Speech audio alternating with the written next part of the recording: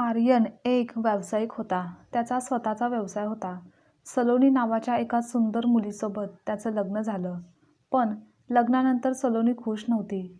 एक पत्नी म्हणून तिने आर्यनला कधीच समर्पण केलं नाही. नवरा म्हणून त्याचा स्वीकारही कधी केला नाही. शरीर आणि मनानेही त्यांच्यात दुरावा होता. सलोनीच्या वागण्याकडे सुरुवातीला आर्यनने दुर्लक्ष केलं. त्याला वाटलं की सलोनी नवीन आहे, पण तिचं वागणं खूप दिवस असंच अबोल राहिलं होतं. तेव्हा एक दिवस आर्यन तिला तिच्या अशा वागण्याचे कारण स्पष्टपणेच सांगण्यास सांगतो. तेव्हा सलोनी काहीच सांगण्यास तयार नव्हती. पण आर्यनने खूप वेळा विचारल्यानंतर शेवटी तिने सांगितलं की तिचं एका व्यक्तीवर मनापासून प्रेम आहे आणि आश्चर्य म्हणजे तो व्यक्ती विवाहित आहे, हेही तिला माहिती आहे. हे ऐकून आर्यनला तर धक्काच बसला आणि त्याचबरोबर अजून एका गोष्टीची जाणीव झाली, ती म्हणजे जबरदस्तीने नात्यात तिला अडकवून ठेवण्यात काहीच अर्थ नाही. म्हणून मग शेवटी त्याने सलोनीला घटस्फोट दिला आणि आता दोघांचे सुद्धा मार्ग वेगवेगळे झाले होते. व त्यानंतर काही महिन्यांनी आर्यनने पुन्हा एकदा दुसरे लग्न अंकिताशी केले, जी प्रेमळ समजूतदार होती. तिच्या सहवासात त्यांच्या सुखी संसारात आर्यन गेले 6 वर्ष अत्यंत सुखात होता. त्यांचा मुलगा शाळेत जाऊ लागला होता. त्यांचे सुखी आनंदी कुटुंब होते. पण त्यानंतर काही महिन्यांनी अचानक एक दिवस सलोनी त्याच्या ऑफिसमध्ये त्याला भेटायला आली. तिने आपली सर्व कहाणी सांगितली. तिच्यासोबत आत्तापर्यंत काय कसे झाले व तिची दयनीय परिस्थिती आर्यनला ऐकवली. व त्याचबरोबर ती स्वतःच्या वागण्याबद्दल पुन्हा पुन्हा क्षमा देखील मागायला लागली होती. व आर्यनकडे तिने मदतही तेव्हा मागितली. तेव्हा आर्यनने माणुसकीच्या नात्याने तिला मदत करण्याचा निर्णय घेतला. तिला राहण्यासाठी एक घर बघून दिलं, ज्याचे सुरुवातीचे पैसे आर्यननेच भरले होते. तेव्हा सलोनी म्हणाली, मी तुमचे पैसे नंतर देईन. मग उदरनिर्वाहासाठी तिला नोकरी मिळवून देखील दिली. त्यामध्ये त्याचा वेळ व पैसा दोन्हीही खर्च झालेला होता. पण आर्यनला त्याची काळजी नव्हती. पण पत्नीपासून चोरून हे सर्व त्याला करत असण्याची सल मनात कुठेतरी होती. नोकरी व घर मिळवून दिल्याबद्दल आभार मानण्यासाठी घरी एकदा जेवायला या, असं सलोनीने वारंवार आग्रह केल्यामुळे आर्यन एक दिवस थोडा वेळ काढून तिच्या फ्लॅटवर गेला. तेव्हा सलोनी छान तयार होऊन त्याची वाट बघत बसली होती. तेव्हा सलोनीचे सौंदर्य बघून आर्यनला वाटलं, या सौंदर्यावर खरं तर त्याचा हक्क होता. ती आपली एकेकाळी पत्नी होती आणि तेव्हा सलोनीने थोडं समजून घेतलं असतं, आमच्या नात्याला एक संधी दिली असती तर आज त्यांचाही सुखाचा संसार असता. पण दुसऱ्या क्षणी आर्यन भानावर आला आणि आज ती त्याची नाही, ही वस्तुस्थिती आहे याची जाणीव त्याला झाली. आणि या क्षणी ती तर कोणाचीच नाही, हेही तितकंच खरं आहे. ती एकटी आहे, ती स्वतंत्र आहे, त्यामुळे ती कोणावरही प्रेम करू शकते, कोणालाही आपला जोडीदार म्हणून निवडू शकते. सलोनी आर्यनला येताना पाहून खट्याळपणे बोलते, तुम्ही याल याची मला खात्री होती. खरं तर तिच्या चेहऱ्यापेक्षा तिची देहबोली अधिक चंचल होती.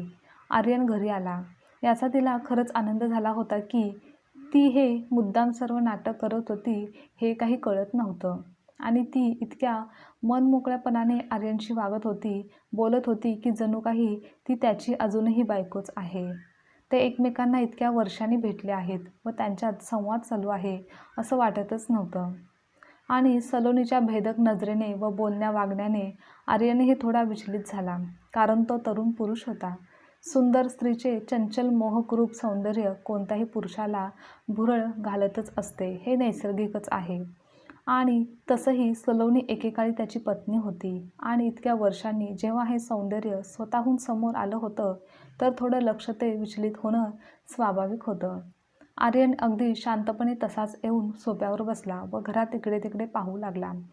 सलोनीने घर व वस्तू खूप सुंदर छान सजवलेलं होतं. अर्थात सर्व सामान आर्यनने घेऊन दिलं होतं. पैसा त्याने खर्च केला होता. मात्र सलोनीने प्रत्येक वस्तू साहित्य अगदी योग्य ठिकाणी छान पद्धतीने ठेवले होतं. तिने ते घर मनापासून सजवलेलं होतं. ते पाहून आर्यनलाही छान प्रसन्न वाटलं.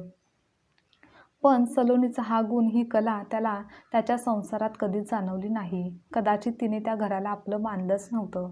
कारण ती तर तेव्हा मनाने ही त्याच्या संसारात कधीच नव्हती. तिच्या मनात दुसरंच काहीतरी चालू होतं. आर्यनचे घर, त्याचा संसार तिचा कधीच नव्हता. काही वेळातच चहा घेऊन आर्यन उठला. तेव्हा सलोनीने त्याचा हात धरून बोलू लागली, "हे काय, तुम्ही जात आहात? पण मी तर तुम्हाला जेवायला बोलवलं आहे आणि तुमचं मी कोणत्या शब्दात आभार मानू तेच कळत नाही." आता सलोनीने त्याचा हात पकडल्यामुळे आर्यनला अवघडल्यासारखं झालं. पण तो स्पर्श त्याला नकोसा वाटला नाही. या क्षणी तो स्पर्श हवाचा आणि उत्तेजित करणारा होता. गेल्या कितीतरी वर्षात सलोनीचे फक्त वय वाढले होते, पण तिचं सौंदर्य आजही तेवढंच मोहक होतं की तिला पाहून कोणताही पुरुष घायाळ होईल. परिस्थितीचे भान ठेवून आर्यनने हात सोडवून घेत कोरडेपणानेच म्हटलं, "आभार मानायची काही गरज नाही. माणूस माणसाचीच मदत करतो आणि मी तेच केलं आहे. तुला मदत करून मी माझं कर्तव्य पूर्ण केलं आहे." खरं तर माणसाला सौंदर्य आवडतं. मग ते सौंदर्य आधी उपभोगलं असो की नवीन असो, त्याचा प्रभाव माणसाच्या देहमनावर असतोच. त्याचप्रमाणे सलोनीचे सौंदर्य आर्यनने कधीच अनुभवलेलं नव्हतं. आज ती अगदी वेगळी आणि पूर्णपणे आकर्षक होती. आर्यन स्वतःला सावरत तेथून काहीच न बोलता आपल्या घरी येण्यास निघतो. त्याचे मन शांत, स्थिर आता असते. घरी अंकिता त्याची वाट बघत असते. घरी येताच आर्यनने तिच्याकडे रोखून बघितलं तर त्याला तीही सुंदर दिसत होती, प्रसन्न दिसत होती. ती आपला आब राखून होती, पण तिचं सौंदर्य शालीन होतं, समर्पण व जबाबदारीची जाणीव असणारं होतं. पण सलोनीचं सौंदर्य चंचल, अस्थिर होतं. आता आर्यनने सलोनीला मदत करून तिला एक स्थिर आयुष्य दिलं होतं. त्याचे त्याला मानसिक समाधान होते आणि त्याचा मोबदला म्हणून काही मागावं असं आर्यनला कधीच वाटलं नाही. आर्यन तिला कधी फोनही करत नसे. पण सलोनी मात्र रोज 1-2 वेळा त्याला फोन लावायची. तेव्हा तो कधी उचलायचा तर कधी दुर्लक्ष करायचा. जेव्हा आर्यन सलोनीचा फोन घेत असे तेव्हा ती फोनवर गोड बोलायची. जुन्या गोष्टी मुद्दामहून काढून पुन्हा पुन्हा क्षमा मागायची आणि पुन्हा पुन्हा जाणीव करून देण्याचा प्रयत्न करायची की ती त्याच्या ऋणात आहे व त्या ऋणातून तिला मुक्त व्हायचं आहे. त्यासाठी ती काहीही करायला तयार आहे. आर्यन मात्र हसून तिचे बोलणे टाळून दुर्लक्ष करायचा. त्याला तिच्याकडून काहीच नको होतं हे तिला कळायला हवं होतं. पण सलोनी मात्र आपल्याच दुनियेत जगत होती. आर्यन वारंवार तिला टाळायचा प्रयत्न करायचा, पण ती मात्र रोज त्याला आपल्या घरी बोलवायची आणि इतक्या हट्टाने बोलवायची की आर्यनला तिला नाही बोलणं अवघड जायचं. आणि दुसरं म्हणजे या शहरात ती एकटी आहे. तिचा अजून जास्त कोणी ओळखीचं झालेलं नाही आणि तिला आधाराची गरज आहे. या भावनेने आर्यन तिला नकार देऊन दुखवत नव्हता.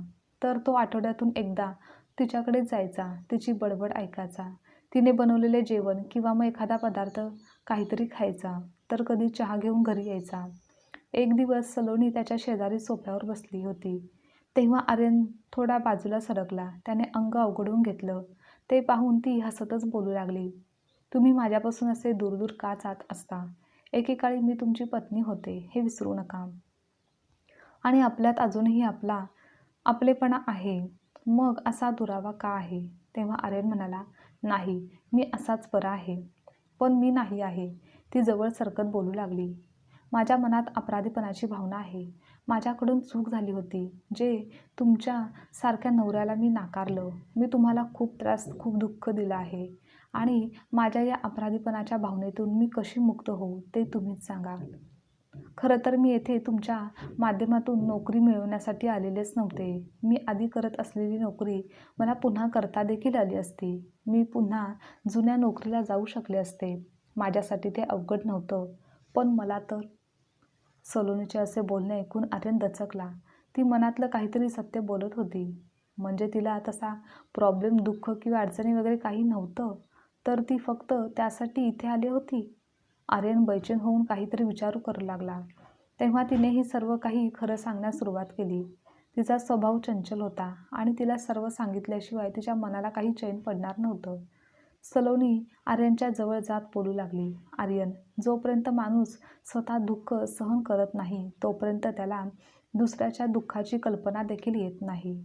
ज्याच्यासाठी मी आपलं लग्न मोडलं, तुम्हाला सोडून निघून गेले, ज्या व्यक्तीसाठी मी आपल्या नात्याचा स्वीकार कधीच केला नाही, त्याच व्यक्तीने जेव्हा त्याने मला नकार दिला, मला नाकारलं व मला सोडून गेला, तेव्हा मला याची जाणीव झाली की मी तुम्हाला नाकारलं तेव्हा तुम्हाला किती त्रास झाला असेल. तुमचा विश्वासघात करत होते तेव्हा तुम्हाला किती वेदना झाल्या असतील. माझ्या भावना तुटून गेल्या. मी कोणाला तोंड दाखवण्यालायक राहिले नाही. खूप मानसिक त्रास झाला होता. त्यावेळी मला आत्महत्या करून आयुष्य संपवावं असं देखील वाटलं होतं. पण मग मनात विचार आला, माझ्यामुळे तुम्ही इतके दुःख सहन केले, त्रास सहन केला आणि जर तुम्ही मला क्षमा केली तर माझं दुःख कमी होईल. माझ्या मनावरचं ओझं थोडं हलकं होईल. त्यानंतर तुम्ही मला भेटला आणि मला जाणवले की तुमच्या निर्मळ, निस्वार्थी मनात माझ्याविषयी कोणताही कडवटपणा, तिरस्कार नाही. तेव्हा मला जगावंसं वाटलं. मला आता खूप काही मिळवायचं आहे, जे मी माझ्या मूर्खपणाने याआधी मी गमावून बसले होते. तुम्ही माझ्या चुकीला माफ केलं, त्याने माझं दुःख दूर झालं. पण माझं प्रायश्चित्त अजून बाकी आहे. ते तर अजून अपूर्णच आहे. ते काय आहे? आर्यनने सलोनीला विचारलं. सलोनीच्या डोळ्यात पाणी होतं, पण खात्री तिला होती की आर्यन तिचं बोलणं टाळणार नाही. आणि तिचा हा आत्मविश्वास पाहून आर्यनलाही नवलच वाटलं. तेव्हा भान हरपून सलोनीने आर्यनचा हात आपल्या हातात घेत बोलू लागली. मला माहीत होतं तुम्ही खूप चांगल्या मनाचे आहात आणि तुमचं मन फार मोठं आहे. म्हणूनच मी तुमच्यासमोर विनवणी करत आहे. मला प्रायश्चित्त घेऊ द्या. आयुष्यभर मला तुमच्यासोबत, तुमच्याबरोबर राहू द्या. आता मला तुमच्यापासून लांब जायचं नाही आहे. तुमचा सहवास, साथ मला हवी आहे.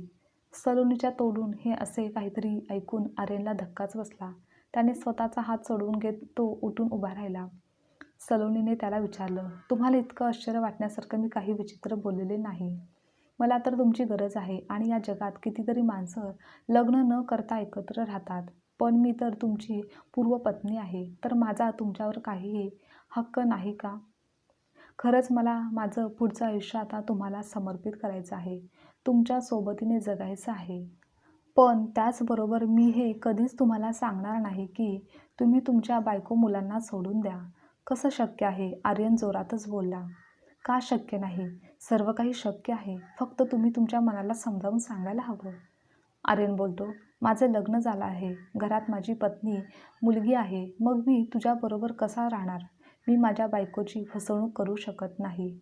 मला तुमच्याकडून दुसरं काहीही नको आहे. खरंच मी तुमच्या संपत्तीवर किंवा कोणत्याही गोष्टीवर देखील हक्क सांगणार नाही, कधीच नाही. तर फक्त मला तुम्ही हवे आहात. तुमची सोबत, तुमचा सहवास हवा आहे आणि मला तुम्हाला समर्पित करायचं आहे. आर्यनला मात्र काही सुचेनासं झालं. तो सलोनीचे बोलणे ऐकून अस्वस्थ झाला. खरं तर आर्यन कोणत्याही परिस्थितीत डगमगत नसतो. म्हणूनच तर जेव्हा काही वर्षापूर्वी सलोनीने लग्नानंतर दुसऱ्या व्यक्तीवर असलेल्या प्रेमाची कबुली दिली, तेव्हा त्याने त्याही परिस्थितीत योग्य मार्ग काढला होता. सलोनीला त्याने घटस्फोट देऊन मोकळं केलं होतं. पण आज त्याला काही कळेनासं झालं होतं. म्हणूनच तो सलोनीला समजावत बोलतो, सलोनी, लग्नानंतर तू जे सत्य मला सांगितले त्यानंतर मी तुला घटस्फोट दिला. तेव्हाच ते नातं मागे टाकून मी पुढे निघून आलो आहे. त्यामुळे आता माघार जाण्याचा प्रश्नच येत नाही आणि तुला जे आता हवं आहे ते कधीच शक्य नाही. एकदा जे घडून गेलं त्याची पुन्हा पुनरावृत्ती नको आहे. सलोनीने आर्यनला मिठी मारली आणि बोलू लागली, इकडे बघा, आज नाही म्हणू नका. मी माझ्या चुका सुधारण्यासाठी व स्वतःला समर्पित करण्यासाठी इथे आली आहे. मला माझी चूक सुधारायची एक संधी देऊन बघा. तुम्ही मला स्वीकारलं नाही तर आयुष्यभर मी अविवाहित राहीन. मी तुमची वाट बघेन, ते कायमसाठी. कारण आता मला तुमच्यापासून लांब जायचं नाही आहे. सलोनीच्या आवाजात असहाय्यता होती. ती बिथरलेली होती. आणि जर आर्यनने तिला आत्ता आधार दिला नाही तर ती बिथरून जाईल अशी तिची अवस्था झाली होती. पण आर्यनवर मात्र या कशाचाही काहीच परिणाम झाला नाही. तो सरळ घराबाहेर पडण्यास निघाला. तेव्हा सलोनी बोलत होती, आज तुम्ही जात आहात तर मी तुम्हाला थांबवणार नाही. पण मी तुमची वाट नेहमी पाहेन. जेव्हा तुमची इच्छा असेल तेव्हा नक्की या. मी इथेच आहे. आर्यन काहीच प्रतिक्रिया न देता घराबाहेर पडला. त्याला अंधारल्यासारखं झालं. तो गाडीत बसला. त्याने गाडी चालू केली. त्याला समजत नव्हतं की हे सर्व असं त्याच्यासोबत का घडत आहे. त्याने तर कधीच कोणाला कसलाच त्रास दिला नाही. पण त्याला मात्र नेहमीच मनस्ताप सहन करावा लागायचा. तो मुख्य रस्त्यावरून गाडी चालवत त्याच्या घराच्या वाटेकडे धावू लागला. त्याला काही कळत नव्हतं. शरीराला कंप सुटला होता, पण हातपाय काम करत होते. मेंदू बधीर झाला होता. सलोनीचे वागणे, बोलणे पुन्हा पुन्हा आठवत होते. आर्यनचा मेंदू काम करत नव्हता, पण शरीराची हालचाल चालू होती. त्याची गाडी योग्य मार्गावर घराच्या दिशेने चालत होती. गाडी चालवताना समोरून येणाऱ्या दुसऱ्या गाड्यांचा प्रकाश डोळ्यावर येत होता. काही वेळात तो त्याच्या घरी पोहोचला. मात्र सलोनीच्या घरी घडलेला प्रसंग, तिचा चेहरा डोळ्यासमोर येत होता. तो घरात आला, पण अंकिताची भेट होऊ नये असं त्याला त्या दिवशी वाटत होतं. पण ती त्याची वाट बघत बसली होती. रात्र बरीच झाली होती. मुलगी झोपली होती. आर्यनचा थकलेला चेहरा पाहून अंकिता पटकन उठली आणि सोफ्यावर बसण्यास त्याला सांगितलं आणि बोलू लागली, तरी तुम्हाला मी किती वेळा सांगितलेलं होतं की जास्त वेळ ऑफिसमध्ये काम करू नका. इतका कामाचा ताण घेण्याची काहीच गरज नाही. थांबा, पटकन मी तुमच्यासाठी पाणी आणते, असं बोलत ती किचनमध्ये गेली. तिच्या आवाजात काळजी, प्रेम पाहून आर्यन सुखावून गेला. आर्यन सोफ्यावर मागे डोके ठेवून डोळे बंद करून बसला. इतक्यात पाण्याचा ग्लास घेऊन अंकिता त्याच्याजवळ आली आणि म्हणाली, अहो, काम तर काय चालूच राहणार, पण त्यावर थोडं नियंत्रण असायला नको का? अति कामाने तुम्ही आजारी पडलात तर मग आमची काळजी कोण घेणार? तुम्ही आनंदी असाल तरच आम्ही देखील सुखी आणि आनंदी असू. असं बोलत अंकिताने आर्यनच्या पाठीवरून हात फिरवला. तिच्या स्पर्शाने त्याला खूप बरं वाटलं. झोपताना पाय चेपून देते, मग शांत झोपा. उद्या बरं वाटेल, अंकिता बोलली. अंकिताच्या शब्दांनी व स्पर्शाने तो सुखावून गेला. तो विचार करत होता की अंकिताला कुठे माहीत होतं की तिचा नवरा आता किती मोठ्या संकटातून सही सलामत बाहेर पडला आहे. आर्यन अंकिताला सर्व काही सांगणार असतो, पण हे सर्व सांगून त्याला अंकिताचा विश्वास, प्रेम गमावू शकत नव्हता आणि दुसऱ्या कोणाच्या कृत्याची शिक्षा अंकिताला कशाला द्यायची असं त्याला वाटत होतं. त्यानंतर तो झोपायला गेला. त्यालाही खूप बरं वाटत होतं. दुसऱ्या दिवशी सकाळी अंकिता चहा नाश्ता बनवत होती. आर्यन देखील उठला व त्याने मोबाईल बघितला तर खूप सारे मेसेजेस आले होते. त्यामध्ये एक मेसेज सलोनीचाही होता. तुम्ही व्यवस्थित घरी पोहोचला ना? मला तुमची काळजी वाटते. इकडे कधी येणार आहात? मी वाट पाहत आहे. त्यावर त्याने उत्तर दिलं, मी ठीक आहे आणि तूही ठीकच असशील अशी मी आशा करतो. हे बघ सलोनी, मी आयुष्यात खूप काही सहन केलं आहे आणि ते कोणामुळे ते तुलाही चांगलंच माहिती आहे. आणि आता यापुढे कोणतंही दुःख, त्रास सहन करण्याची माझी सहनशीलता संपली आहे. आता मला माझं आयुष्य शांततेत घालवायचं आहे. माझ्यामुळे माझ्या कुटुंबाला त्रास झालेला मला सहन होणार नाही. कारण मला नव्याने जगण्याचे सामर्थ्य त्यांनीच दिले आहे. तेच आता माझे जग आहेत आणि मी तुला एकच सांगतो की आता यापुढे इकडे तिकडे धावणं बंद कर. अशी चंचल होऊ नकोस आणि मर्यादेचं भान सोडून वागू नकोस. त्यापेक्षा एक चांगला जोडीदार शोधून लग्न कर. सुखाचा संसार कर. आयुष्य खूप मोठं आहे. ते एकट्याने जगणं शक्य नाही. यामुळे याचा विचार नक्की कर. आणि हो, यापुढे मला भेटण्याचा किंवा माझ्याशी बोलण्याचाही प्रयत्न करू नकोस. सलोनीला असा मेसेज पाठवल्यानंतर आर्यनला एकदम हलकं वाटलं. आता त्याचं मन प्रसन्न, सकारात्मक झालं होतं. मनावरचं ओझं हलकं झालं होतं. तो हॉलमध्ये आला. अंकिता देखील नाश्ता तयार करतच होती. त्याची नजर अंकितावर गेली तर ती फार काही सजलेली नटलेली नव्हती, पण तिच्या चेहऱ्यावर नकळत हसू होतं. तिचा सात्विक, सोज्वळ रूप पाहून आर्यन तिच्याजवळ जात असताना आता त्याला कोणाची भीती वाटत नव्हती, तर तो नेहमीच त्याच्या बायकोसाठी समर्पित होता. आजची कथा तुम्हाला आवडल्यास लाईक, शेअर, कमेंट करा आणि चॅनलवर नवीन असाल तर चॅनलला सबस्क्राईबसुद्धा नक्की करा.